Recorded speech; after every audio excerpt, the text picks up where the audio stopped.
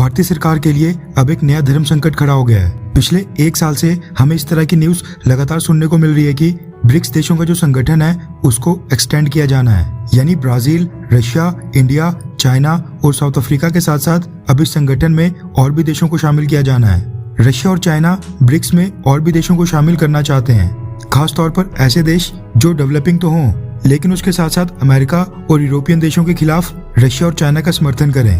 Russia और China के विदेश मंत्रालय ने ब्रिक्स को बढ़ाने से संबंधित कई बार स्टेटमेंट दी हैं। हालांकि भारतीय सरकार की तरफ से इसके ऊपर अभी तक कोई भी आधिकारिक बयान सामने नहीं आया है, लेकिन एक बात साफ है कि भारत फिलहाल नहीं चाहता है कि जल्दबाजी में किसी भी देश को ब्रिक्स में शामिल किया जाए, वो भी बस इसलिए कि वो देश रशिया और चाइना के प्रोपेगेंडा में उनका साथ देगा। हाल ही में पाकिस्तान के विदेश मंत्रालय ने भी यह दावा किया था कि भारत ने पाकिस्तान की ब्रिक्स में एंट्री को ब्लॉक किया था। पाकिस्तान के विदेश मंत्रालय के मुताबिक ब्रिक्स समिट होने से पहले चाइना ने पाकिस्तान को मीटिंग्स में बोला था कि चाइना बाकी ब्रिक्स देशों के साथ डिस्कस करके इस साल नॉन मेंबर देशों को भी इनवाइट करेगा, जिसमें पाकिस्तान का भी नाम होगा।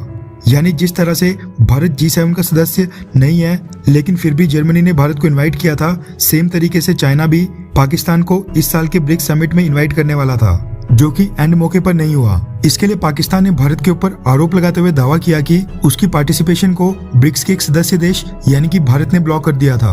अब इस बात में कितनी सच्चाई है या फिर चाइना पाकिस्तान को चूरन बेच रहा है, ये तो खैर हमें पता नहीं, लेकिन इस बात में कोई तो दो राय नहीं है कि भारत ब्रिक्स को एंटी अमेरिका या एंटी यूरोप ब्लॉक बनने देने के पक्ष में बिल्कुल नहीं है। ये भारत की फॉरेन पॉलिसी के पक्ष में बिल्कुल नहीं होगा।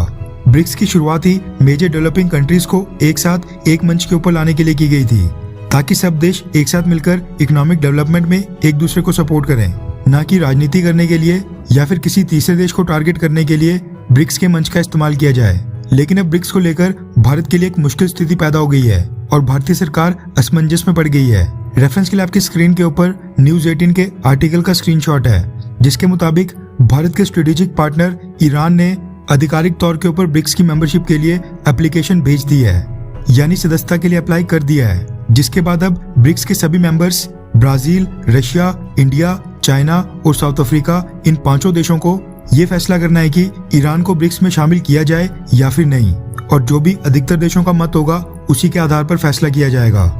इससे पहले रशिया ने इन्फॉर्म किया था कि अर्जेंटीना ने भी ब्रिक्स की सदस्यता के लिए आवेदन भेजा है। ईरान का ब्रिक्स की मेंबरशिप के लिए अप्लाई करना कोई कोइंसिडेंस नहीं है, बल्कि ईरान ने ये कदम तब उठाया है जब उसको रशिया और चाइना की तरफ से अप्रोच किया गया है। खास तौर पर रशिया चाहता है कि ईरान को ब्रिक्स में शामिल किया जाए। ईरान के साथ भारत की कोई पर्सनल दुश्मनी नहीं है, उल्टा ईरान भारत का बहुत ही इंपॉर्टेंट स्ट्रेटेजिक पार्टनर है। ईरान में भारत की मदद से डेवलप्ड चाबहार पोर्ट की मदद से भारत को न सिर्फ पाकिस्तान को दूसरी साइड से घेरने के लिए अफगानिस्तान का एक्सेस मिल पाता है, बल्कि ईरान के रास्ते हमें अपना माल सेंट्रल एशिया और यूरोप तक पहुंचाने में मदद मिलती है। और अब जब भारत मैन्युफैक्चरिंग बेस्ड इकोनॉमी की ओर कदम बढ़ा रहा है तो आगे चलकर ये भारत की इकोनॉमी के लिए बहुत ही फायदेमंद साबित होगा। और अब आजकल तो रशिया के साथ ट्रेड भी ईरान के रास्ते ही किया जा रहा है, लेकिन दूसरी तरफ देखा जाए तो ईरान अपने एंटी इजराइल और एंटी अमेरिका रवैये के लिए जाना जाता है। ऐसे में ईरान के ब्रिक्स में शामिल होने से ब्रिक्स में एंटी अमेरिका वॉइसेस और भी ज्यादा प्रबल हो जाएंगी और भारत एंटी अमेरिका देशों में अकेला पड़ जाएगा।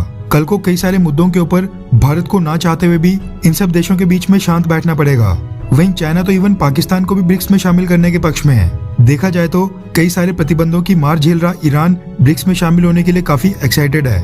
भारत अगर पाकिस्तान की तरह ईरान को भी मेंबर बनाने का विरोध करता है तो इससे भारत और ईरान के रिश्तों के ऊपर भी असर पड़ सकता है। ऐसे में भारतीय सरकार इस समय असमंजस में फंसी है कि ईरान को सपोर्ट किया जाए या फिर नहीं। खैर, आपको क्या लगता है कि ब्रिक्स में मेंबरशिप के लिए भारत को ईरान का समर्थन करना चाहिए, हाँ या फिर ना? नीचे कमेंट करके अपनी राय जरूर बताएं।